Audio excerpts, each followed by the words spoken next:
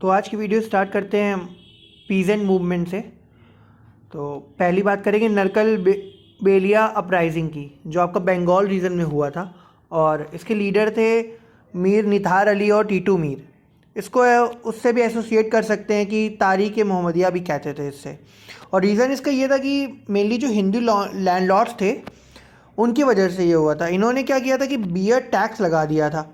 जो एक फराजी एक कम्युनिटी थी उनके ऊपर बियर टैक्स लगा दिया था। इसकी वजह से ये वाला जो है नरकल बेलिया अपराइजिंग हुआ।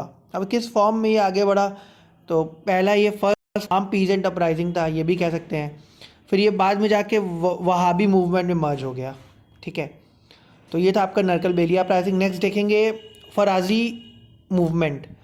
ये आपका 1838 से 57 के बीच हुआ ईस्टर्न बंगाल रीजन में। ठीक है, ईस्टर्न बंगाल रीजन में हुआ। इसके लीडर जो थे आपके, अगर मूवमेंट की बात करता है तो हाजी शरियतुल्लाह की हम देखेंगे। अगर रिवॉल्ट की बात करता है तो दादू मियाँ आएंगे। ठीक है, तो यहाँ पे कंफ्यूज मत होइएगा, फराजी देख के क्या कुछ भी लगा दें। अगर मूवमेंट बोलता है तो दैट इज हाजी शरियतुल्लाह, और रिवॉल्ट की बात होती है तो दादू मियाँ। ठीक है, रीज़न इसके क्या थे, इनको जनरली ब्रिटिश को एक्सपेल करना था। कहाँ से? बंगाल रीजन से ब्रिटिश को निकालना था। तो इस वजह से ये वाला मूवमेंट स्टार्ट हुआ था। अब ये किस फॉर्म में हुआ? एक तो फराजी फॉलोवर्स थे मुस्लिम सेक्ट के, तो founded by Shariatullah of Faridpur Bengal. और एक रीज़न यहाँ पे क्या कहते हैं, एक फॉर्म ये था कि अन इस्लामिक जो प्रैक्टिसेस थी उसको हटाना था, और इनका जो मेन जो मुस्लिम है उनका अटेंशन उनकी जो ड्यूटीज़ थी उसकी तरफ खींचना था। तो ये तरीका फराजी मूवमेंट हो गया एक तरीके का। अब बात करते हैं नेक्स्ट जो फराजी मूवमेंट था, तायोनी movement.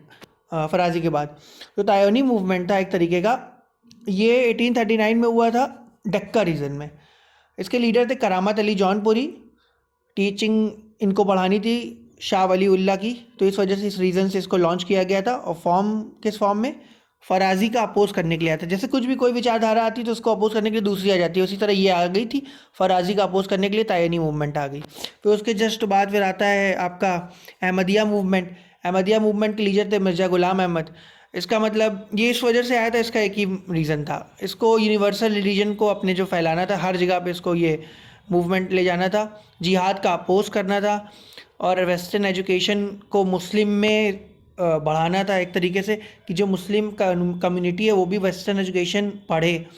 Only communities who believe मसीहा कम इन पर्सन ऑफ मिर्ज़ा, ये भी ये बिलीव करते थे कि मिर्ज़ा अहमद के अंदर एक मसीहा के थे। इस वजह से इसका एक थोड़ा प्रचार प्रसार उन्होंने किया। उसके बाद बात करते हैं मोपिला अपराइजिंग। ये बहुत ही इंपॉर्टेंट है, हमेशा क्वेश्चन आता है। मालाबार रीजन में हुआ था ये। इसका रीज़न ये था कि hike in revenue demand plus disturbance of traditional system of janmi का नामदार by British by giving janmi the absolute right to evict tenants. वहाँ पे एक जन्मी का नामदार होते थे, इनके ट्रेडिशन सिस्टम भी फॉलो करते थे।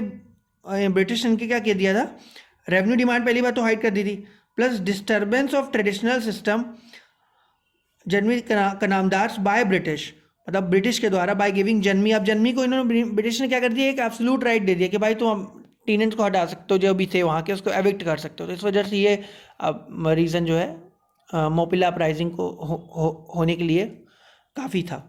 अब नेक्स्ट बात करेंगे मोपिला रेबिलियन। अब रेबिलियन और अपराइजिंग अलग अलग है, ठीक है, उसमें कंफ्यूज मत होइएगा। ये जो रेबिलियन था वो उसके दो लीडर थे, एक आपका ये वजह कुन्नत हाजी और अली मुसलियार और शीती गोया तंगल, ये तीन। और इसका रीज़न ये था कि reason against crack down on खिलाफत मूवमेंट, जो खिलाफत मूवमेंट पे जो क्रैक डाउन हुआ था, तो उस वजह से ये मापिला रिबेलियन हुआ था। तो यहाँ तक क्या हो गया आपके important peasant movement. Next video में हम लोग आगे का मॉडर्न कवर करेंगे। Thank you.